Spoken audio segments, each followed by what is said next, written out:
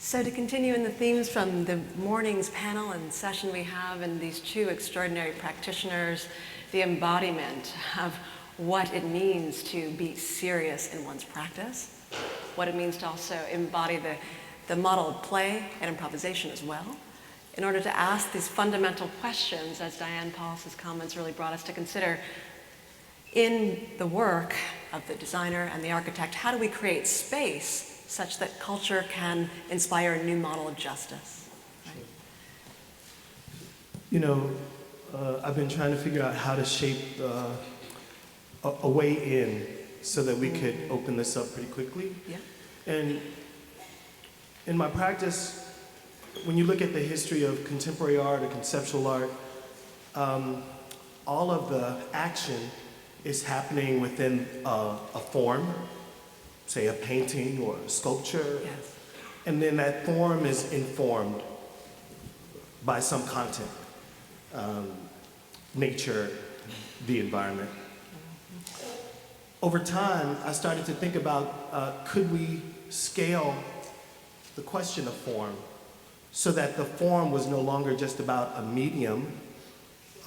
I work with fire hoses, or but if form could be the creation of platforms, and if we could imagine that part of being artistic or part of being an artist was that you could take any form, say political form, the form of the city, space. If you could scale form and then reimagine the form itself, perhaps I wouldn't have to be so invested in the content.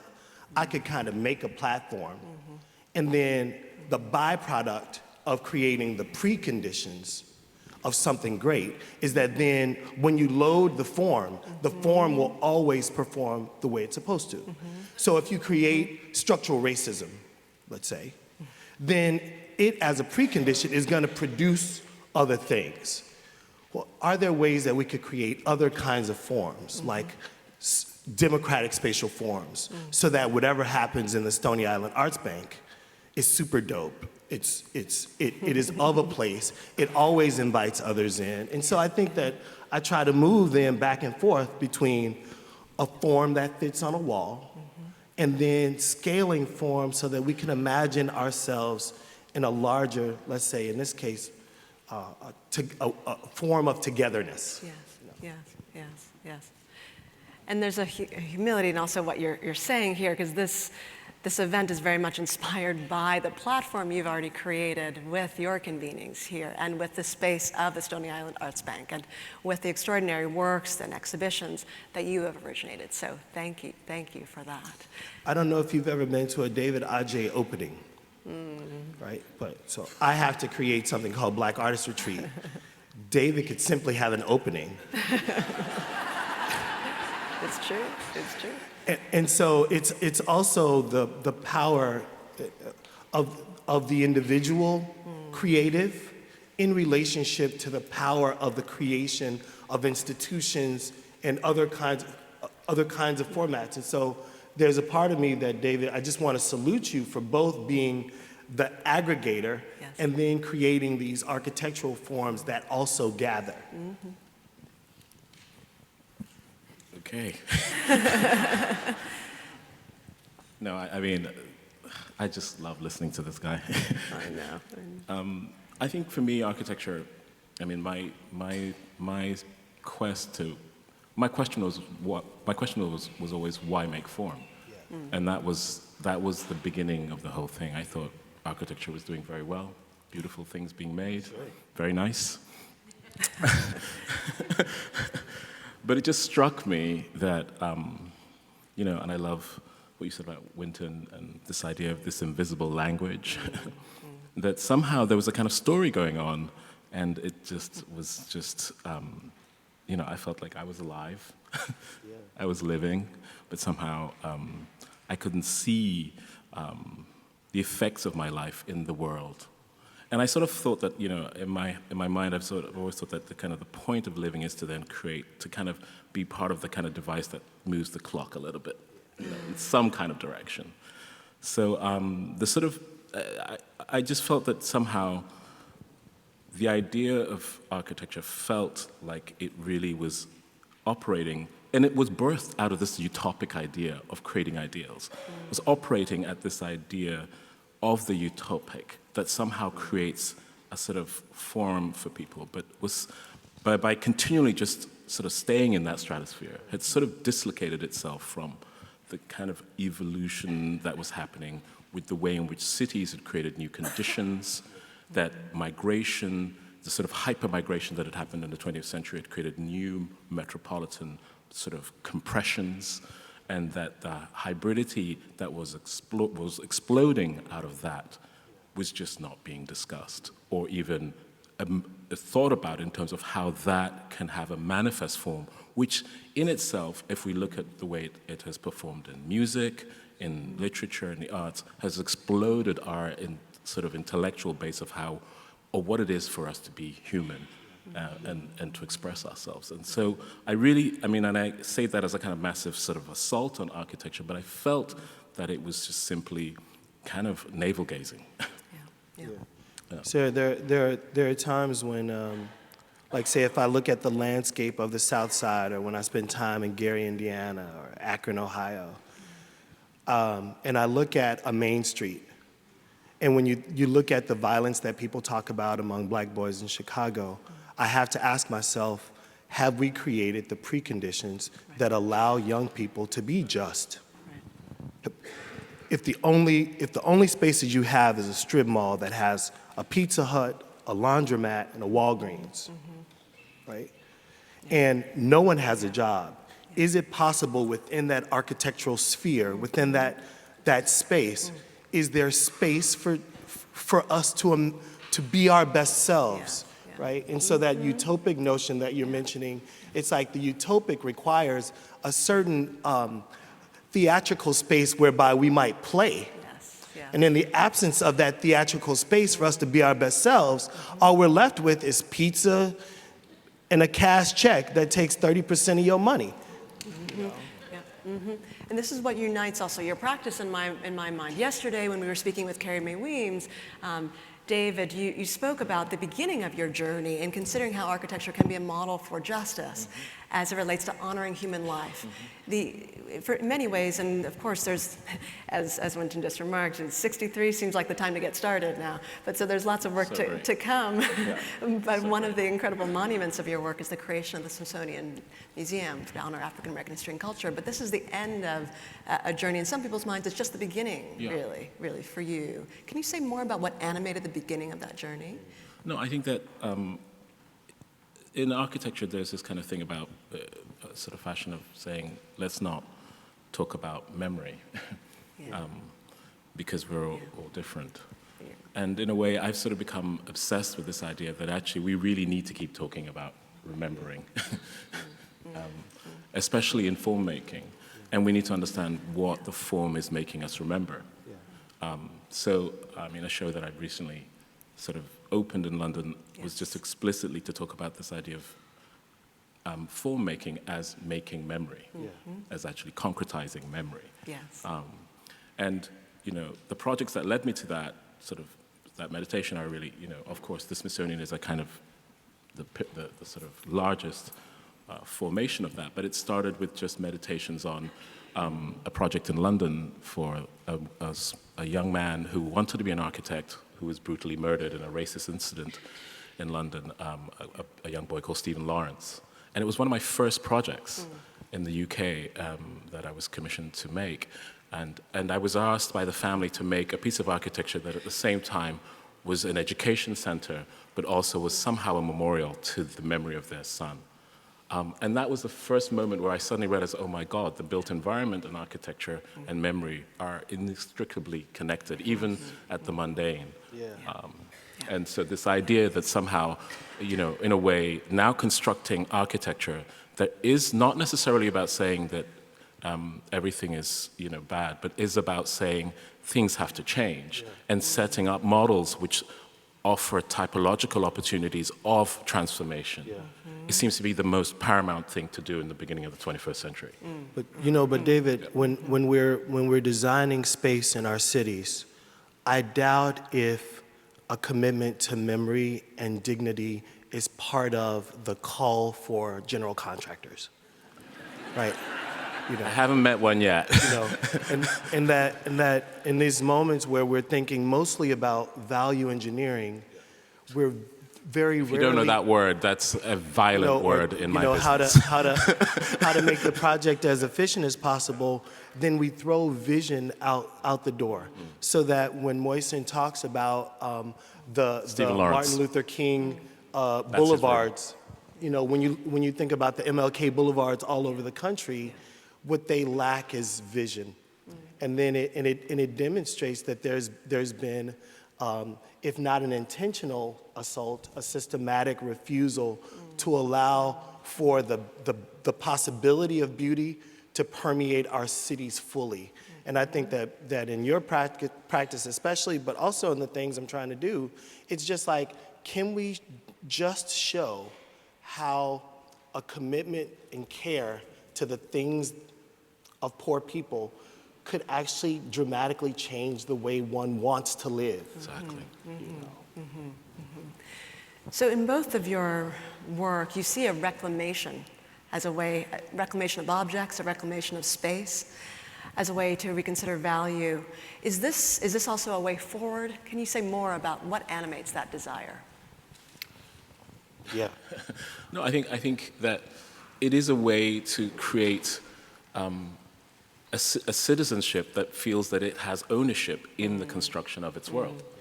It is critical in that. There is, in the way that we feel a certain kind of ownership when we put on the clothes that we like. Somehow the environment that we inhabit, also feeling like we are producers of that is incredibly critical.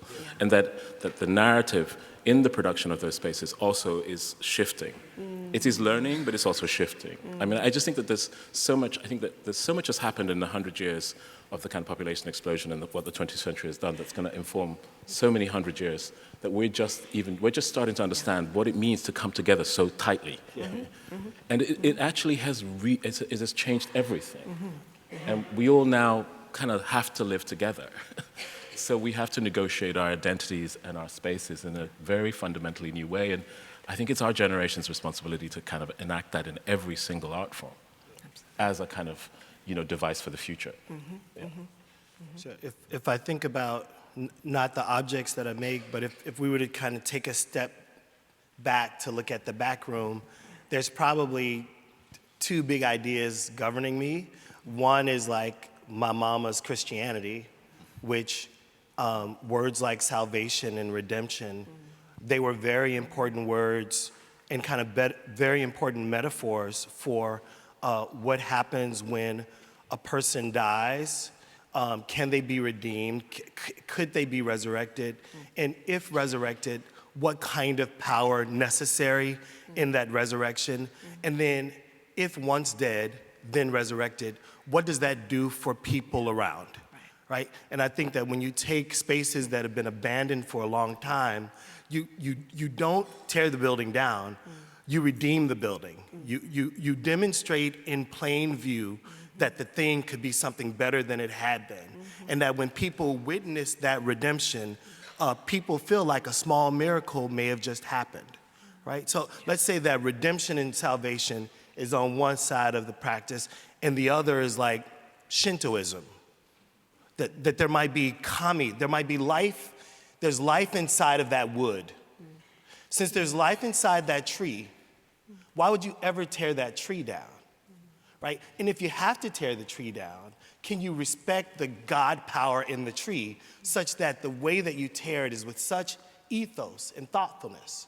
And if a person is strung out, that there's God in the person, if a building is unredeemed, that the land seems like an empty lot, that perhaps these are once sacred spaces, and that our job is to re-sacralize, is to help others recognize the power, spirit, kami in the thing, that thing then might shine. I just have to kind of follow a little bit off that.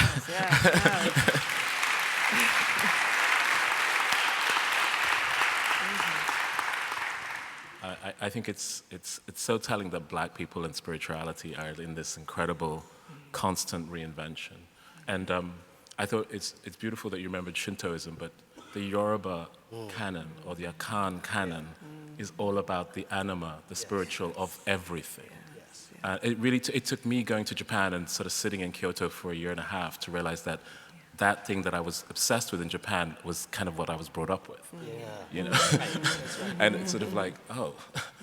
That's exactly right. Yeah, and this idea of a kind of respect for, the spirituality that I think you see mutated into Christianity, as absorbed through Christianity that black folk sort of demonstrate, is this kind of belief in the kind of vitality of the world and everything in it, animate and inanimate. And I think it's kind of part of the way in which, and if you look at the arts of the continent, I think it's also part of the way in which we believe that the physical world needs to be constructed, which is a counter difference. It's a kind of respect of certain ideas that have to be kind of manifest to create a certain kind of set of possibilities or shrines or spaces that allow us to feel like, all right, we're manifesting who we are in the world, right? Yeah. I think that's part of the kind of way in which we I remember the first time I went to see your building in DC, and I didn't have a special hookup to get in the building. So I had to wait in line with everybody else, And there were school buses and chartered vehicles, chartered buses, and people's family reunions were happening at the, Shrine. on the Smithsonian, right? And they were coming to see their history. They were coming to see blackness, right? And then you could just stand in line and just watch people witness the architectural image, and you could see that they were their best selves because they were proud of the image in front of them. And that when you think about vision, right? And so people would just, you could just hear it over and over again. I'm just so glad to be here. I'm so glad to be here, It's amazing. It is. It's extraordinary. Being called to be your best self through the prompt of space. This is really what unites the two of you. The experiences that my students had in Vision and Justice were to come to DC to see your museum and to have a talk from you, Theaster, right? And in both cases, the space itself changed. These classes, of course, end on the hour, and once Theaster finished speaking, they didn't get up. They had class. They didn't get up, and Theaster had to say, okay, that's it. Everyone leave, because they were so understanding of that moment of being able to redeem space through an intentionality, through your practice, and in that moment, I think, felt charged to consider work anew. In going to DC, we had that same experience. We did have the hookup, thanks to you, but of course, being in line, it's like that. But being in line did really even change their very posture, change mine, change us all. Can you tell us a bit also about the siting of not just the museum, but our bodies within that museum? No, I mean, it was when we won the competition, and they were the most incredible people, the people that you've admired. So there was Oprah and Colin Powell and Dick Parsons and, all the gang sort of. And Congressman Lewis, and it was a kind of moment where I suddenly realized that actually, what made us get the project, and it wasn't conscious, was that we'd understood that there was something more than just making a museum, more than just making a building on the mall, but it was also a memorial, but it was also a shrine. And the shrine requires that you don't even need to go inside. The shrine just requires that you just need to get near it to feel that it validates your vibration, as it were. And when I was kind of, meditating on working on the form, I looked at so many things and I kept drawing until I saw these images of the shrines of the Yoruba. And it just suddenly made sense that actually the DNA of this kind of human muscle of always kind of the ritual of narratives that we need to kind of encapsulate. Once you kind of remove what you think is about, the juju or the spirit or the negatives, and you look at the reality of what the human experience is kind of meta sort of metamorphosizing, concretizing in form, you realize that this is actually a critical part of how we are, and definitely a critical part of what West Africa was in terms of its evolution and civilization. Yeah. David, if I could put the juju back, if we put the juju right back, let's say that part of what's also exciting to me about shrines and temples is that they give back to you what you put in. Exactly. So let's say if you go with belief, you might get healed. Yeah. Right? And that I've been thinking a lot about both these questions, Sarah, about what vision and justice means. What does it mean to make an artwork? Like, I started working with these discontinued fire hoses. Initially, I was interested in like a question about them in relationship to civil rights, but then it was kind of like them in relationship to painting.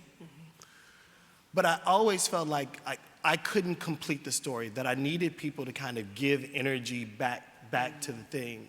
And I wonder, with justice, there's both what we expect a government to do, or a school like Harvard to do, or what we expect policy to do.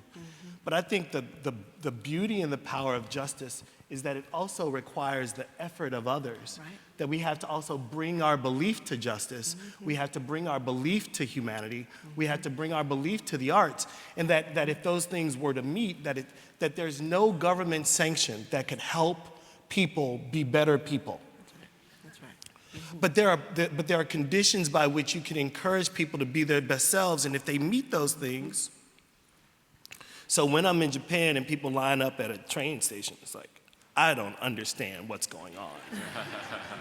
There's not a policing of that thing, but there's something about the expectation that comes from governance or a power, and then the social expectations that one makes that create a kind of harmony that allows trains to be on time.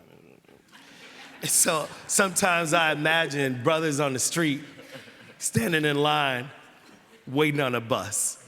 And I imagine like, man, what a radical view of the South Side if we were all like this.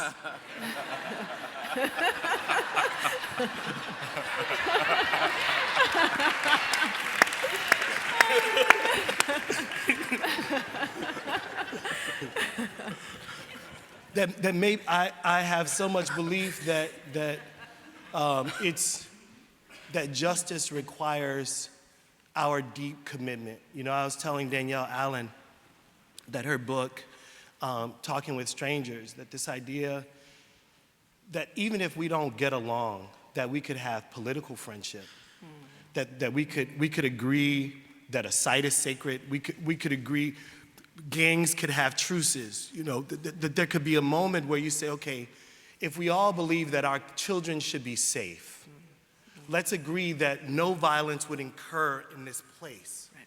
You know what I mean? And that the political friendship might also become a social friendship. It might lead, in fact, to real friendship. But I'm totally fine with the fact that the brother across the street who wants to sell weed is gonna do what he's gonna do.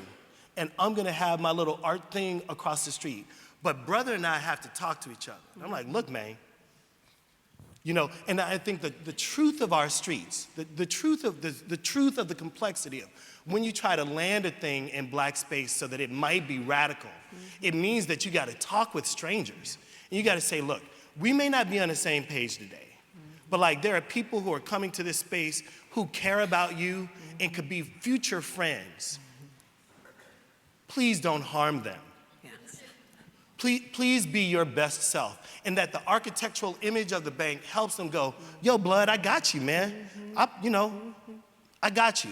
And I think that if we continue to make, if democracy requires that there are not just beautiful places in the Acropolis, in the downtown, that there also has to be beautiful places in the hood. That's right. That we can't have our best buildings somewhere else. Yeah. So, I also have the difficult task here of having to close an extraordinary conversation in order to allow for the other speakers to come to the stage. But I think we've seen here that a conversation about what it means to be our best self, for everyone to have a right, for their full flourishing requires the animating force of architecture, but also the reclamation through the arts of what we often don't want to redeem but must. So thank you both for your extraordinary work and the questions that you prompted. Thank you, thank you, thank you.